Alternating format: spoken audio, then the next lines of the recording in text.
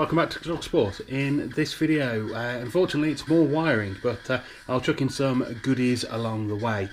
So far this morning I've been out here working on the car, and I'm working on this. So this is the mock-up for my switch panel.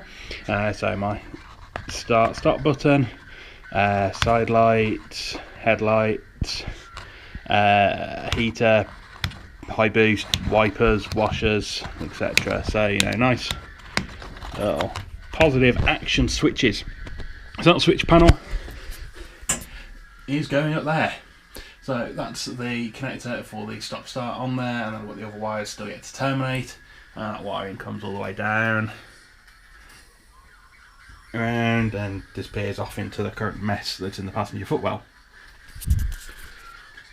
Despite that all being a mess, it's actually all going pretty well so far. It's all on target, so I'm not going to be recording much for this video because who wants to watch me do wiring, really?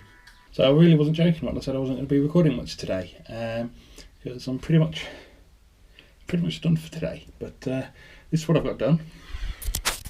So the switch panel mock-up that I showed you earlier is now all properly wired in, with its ground going off over there, and obviously the cable's up there, so that's going to live kind of like that. Just need the actual panel making up. So if I just quickly put the power on, there you go, the alarm off.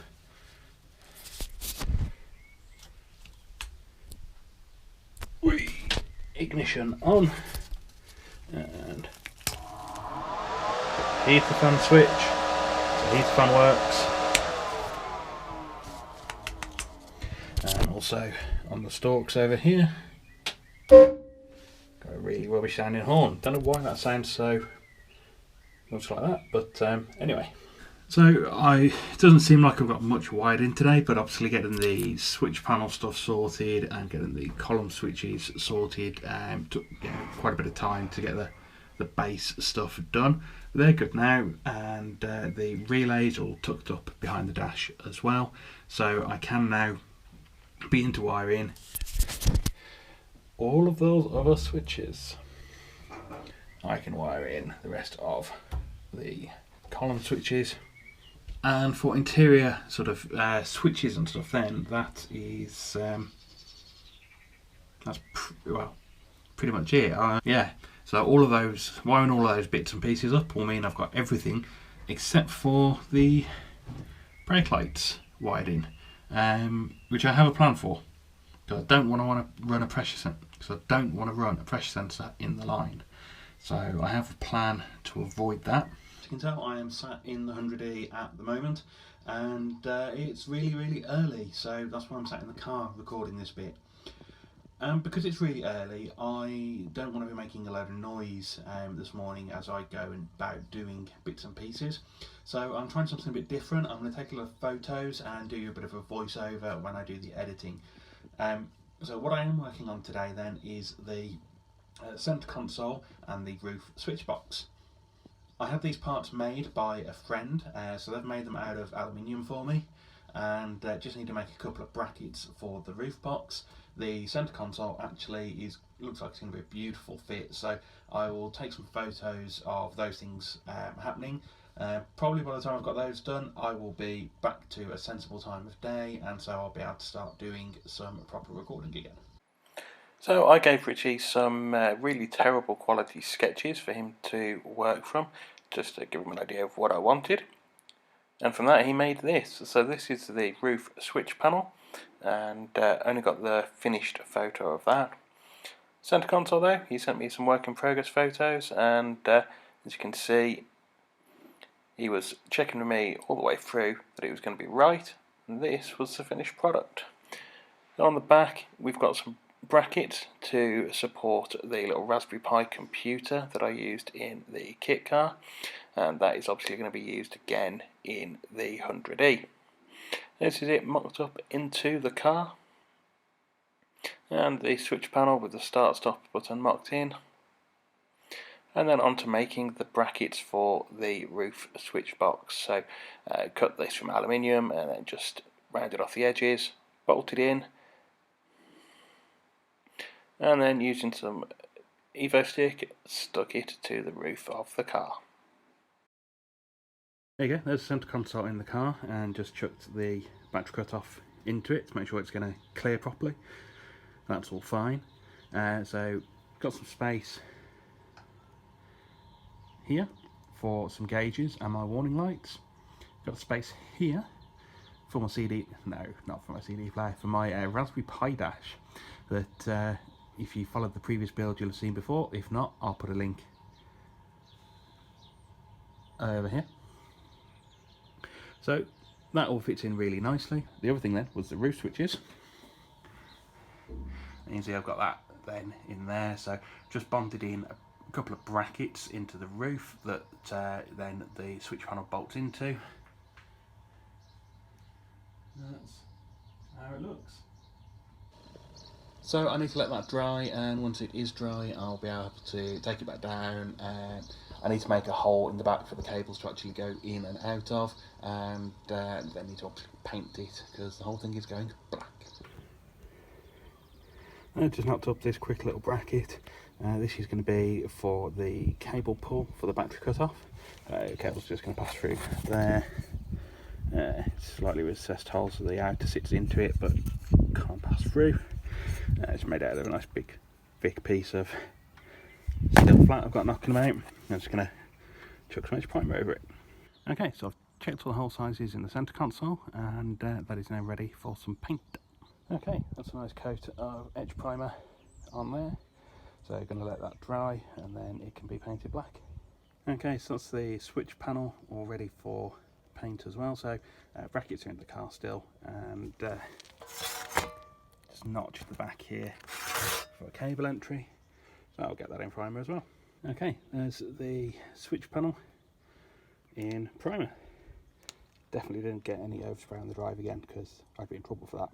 So one of the next jobs on the list to do then is to wire in the gauges that are going in the centre console, and before I do that, because the centre console is currently wet and waiting for that to dry, I'm going to wire in the sensors that I need for that. So a couple of bits here that I need to put into the car then. First of all, you've got the oil pressure sensor and the coolant temperature sensor, and then also a T adapter so that I can fit the oil pressure sensor as well as my oil takeoff for the oil feed. Okay, that's the oil pressure sender and oil takeoff for the turbo back on. Now just got to replace that little coolant sensor. A new one in. So I can now get around to wiring up the gauges just as soon as I've got some wiring to wire them up with. I've just remembered you guys haven't actually seen the gauges that I've bought yet, so I'm going to insert here the unboxing video that I recorded and never released.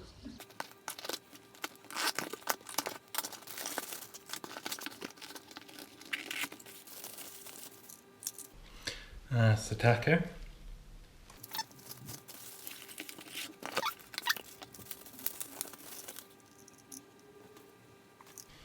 Speedo. Kind of hoping that these are all just coming out completely shadowed on there, because that's how they're going to look in the car.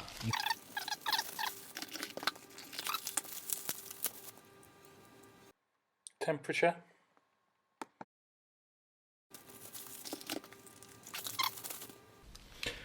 Really nice, because I've never actually had an oil pressure gauge in the car before.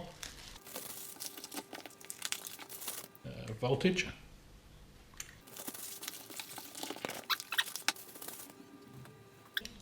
And fuel. And then also got a little bag of goodies. It includes a thread adapter, which I'm not sure what that's for. Yeah. Okay, that's a thread adapter for the temperature sensor. Shouldn't need, that should go straight into the pinto as it is. Got a little flying lead. Oil pressure sensor. Really random Ford speed sensor, which I presume it's Ford because that's what I asked for, but that is not the Ford sensor I was expecting. So fingers crossed the one I've got will work. Otherwise, these are really expensive paperweights.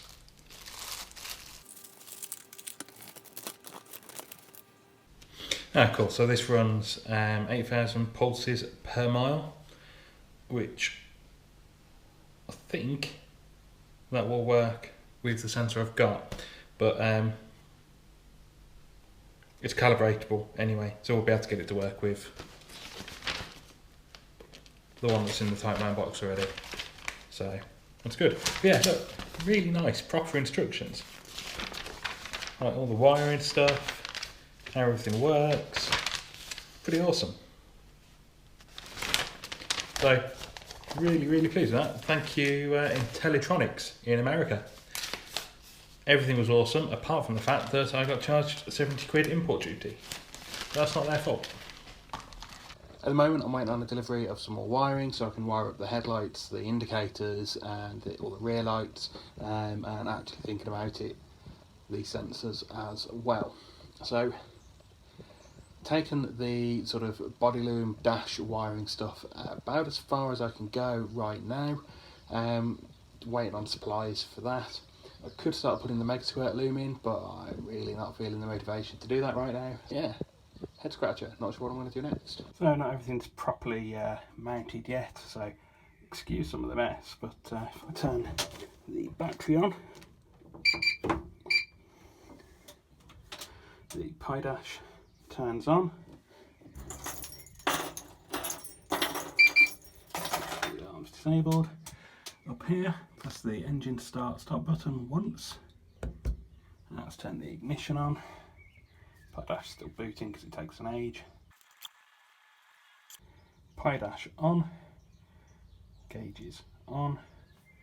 If I press the stop button again, it's not going to do anything because everything's still turned on. Because the engine is not wired up yet, but press it a third time. Gauges are turned off. Pidash is still on because Pidash is on permanent live. Turn the battery off. Everything off. I kind of love this a lot.